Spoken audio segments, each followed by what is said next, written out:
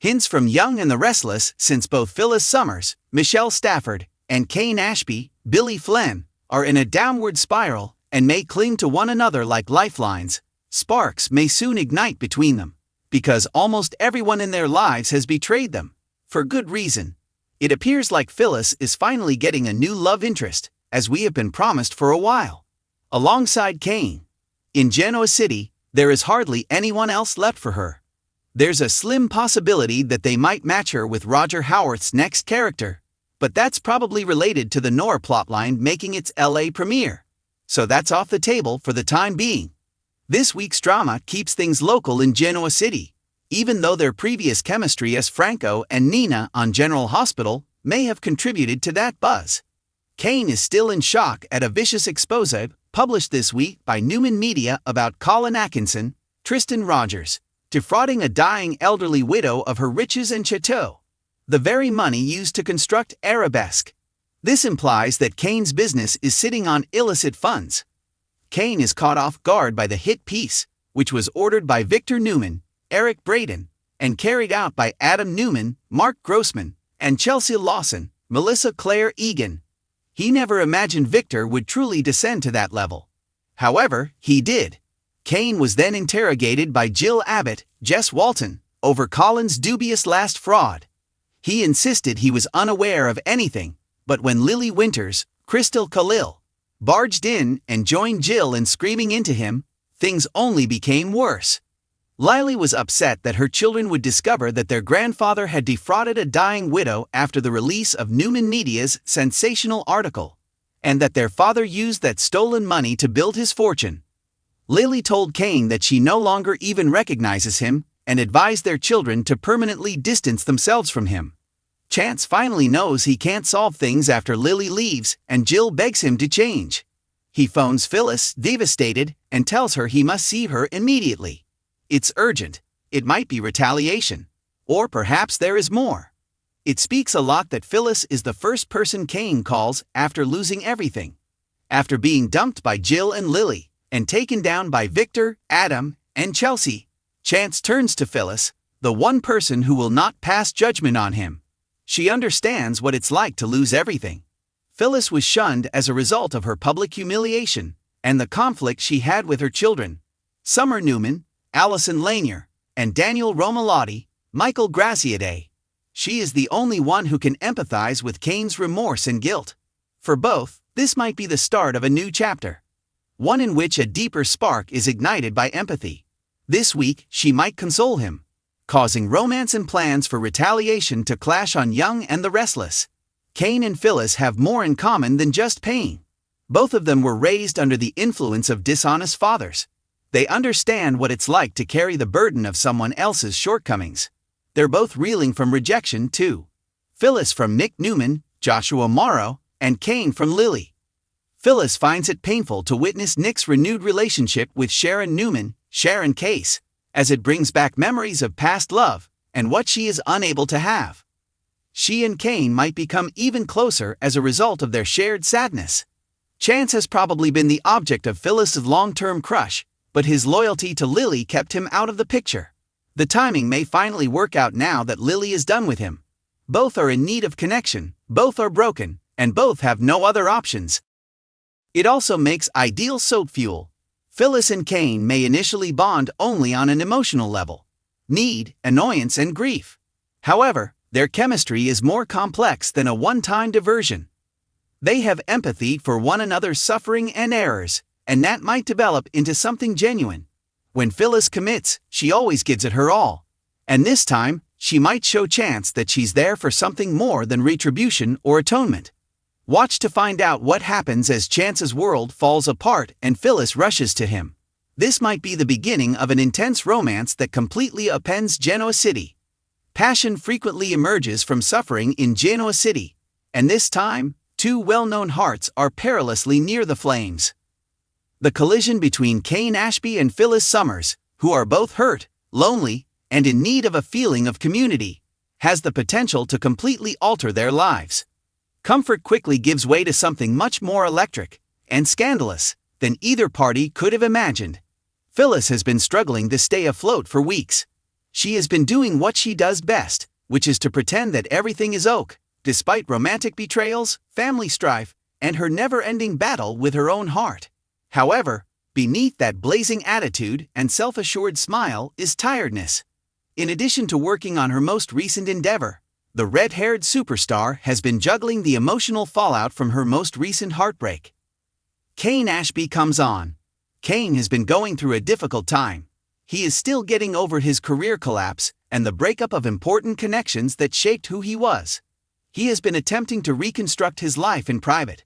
However, peace never lasts long in a city like Genoa City. Kane and Phyllis don't anticipate the night taking a turn that would send the gossip mill whirling when their paths intersect at society one late evening. He's there to get a drink and consider his next course of action, while she's there to release pent-up energy after a long day. A single drink sparks a discussion. Laughter follows conversation. Additionally, in Genoa City, laughing frequently breeds temptation. Unspoken, indisputable, and extremely inconvenient, Phyllis and Kane have always had a spark. In the past, when Kane was still married and Phyllis was involved in her own troubled romantic life, they danced around it. However, both are now unmarried. They're both in pain. Both are also susceptible. As the night goes on, Phyllis is captivated to Kane's serene demeanor, his tranquil assurance, his readiness to listen without passing judgment. Someone isn't attempting to lecture her, correct her, or compete with her for once. The breaches in Phyllis' armor and the sorrow beneath her sardonic humor are two aspects of her that few people ever get to glimpse. It begins innocently enough. Two longtime friends sharing stories about their past errors and near misses while sipping wine. Something changes though, as Kane extends his hand across the table to take hers. Just a small act of compassion. The air gets heavier. After swearing she was done with emotional entanglements, Phyllis finds it impossible to turn away. It becomes impossible to ignore the stress. The inevitable occurs as they step outdoors into the chilly night of Genoa City. Phyllis leans in first, kissing him in a way that seems both wrong and perfect. With sunshine pouring into his flat, Phyllis awakens the following morning in Kane's arms. She just lies there for a time, not knowing whether to panic or smile. Her typical defenses are disarmed by Kane's slumbery warmth as he stirs and draws her closer. However, reality quickly sets in. "Kane," she whispers, "what did we just do?" As she straightens up and grips the sheet. He laughs quietly. Perhaps two people discovered something they both needed. Even though she's half smiling, Phyllis glares. "You make it seem easy."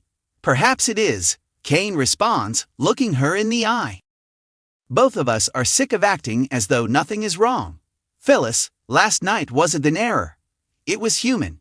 She is not prepared for the depth of his statements. However, it is difficult for Phyllis Summers to let her guard down. She hurriedly gets dressed while making a joke about poor choices and nice wine.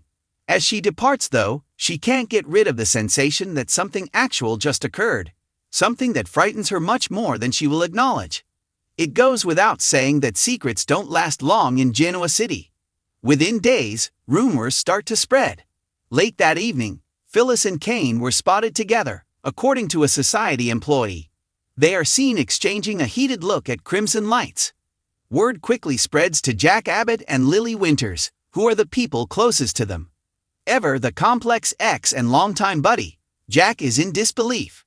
Since he has known Phyllis for a long time, he is aware of her tendency to put herself in danger as soon as she is hurt. Kane, too. Jack is unsure of his thoughts. After years of separation, Lily has been gradually re-establishing her friendship with Kane when she is taken by surprise. Without wishing to pass judgment, she can't help but worry whether Kane is making the same mistakes he has in the past by turning to Phyllis for solace. When the four of them meet at society, the tension increases. Ever the provocateur, Phyllis manages the unpleasant situation with her usual charm. However, it's evident from Jack's cold demeanor and Lily's obvious uneasiness that this new combination won't go unnoticed or uncontested. Kane and Phyllis are unable to avoid one another in spite of the criticism and rumors. They have a magnetic bond that defies reason and logic. Late-night phone conversations, covert meetings, and moments that conflate passion and emotional healing swiftly transform what began as a single night of loneliness into something more. Kane learns that he is sharing his anxieties, regrets, and residual guilt from his past with Phyllis. She reciprocates by allowing him to see the woman behind the armor, the one who is sick of battling by herself.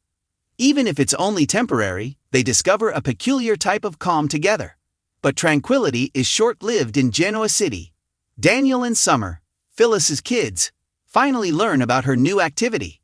Summer confronts her because she is doubtful of her decisions but protective of her mother. Kane, Mom, really?